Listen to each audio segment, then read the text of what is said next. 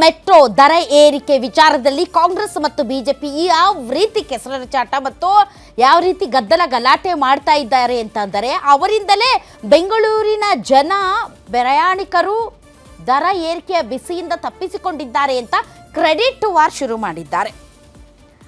ಸದ್ಯಕ್ಕಂತೂ ತಾತ್ಕಾಲಿಕ ಬ್ರೇಕ್ ಬಿದ್ದಿದೆ ನಮ್ಮ ಮೆಟ್ರೋ ದರ ಏರಿಕೆಯಿಂದ. ಆದರೆ ಇದು ಪರ್ಮನೆಂಟ್ ಅಲ್ಲ ವೀಕ್ಷಕರೇ. ಈಗಾಗಲೇ BMRCL ಕೇಂದ್ರದ ಮಧ್ಯಪ್ರವೇಶದಿಂದ ನಾವು ದರ ಏರಿಕೆಗೆ ಬ್ರೇಕ್ ಹಾಕಿದ್ದೀವಿ, ಇದು ತಾತ್ಕಾಲಿಕ ಅಂತ ಹೇಳಿದೆ.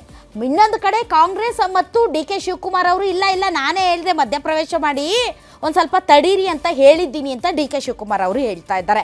ಸದ್ಯಕ್ಕಂತೂ ಈ ಬಿಸಿಯ ಬರೆಯಿಂದ ನಾವು ತಪ್ಪಿಸಿಕೊಂಡಿದ್ದೀವಿ. ಆದರೆ ಮುಂದೇನು?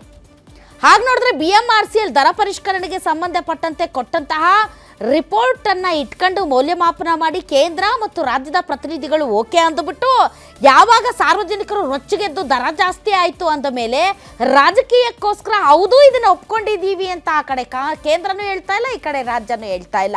ರಾಜ್ಯ ಕೇಂದ್ರದ ಮೇಲೆ, ಕೇಂದ್ರ ರಾಜ್ಯದ ಮೇಲೆ. ಅಬಾಬಾಬಾ, ಕರ್ನಾಟಕದ ಜನ ಏನು ಭಾಗ್ಯವಂತರು, ಏನು ಪುಣ್ಯವಂತರು ನೀವು.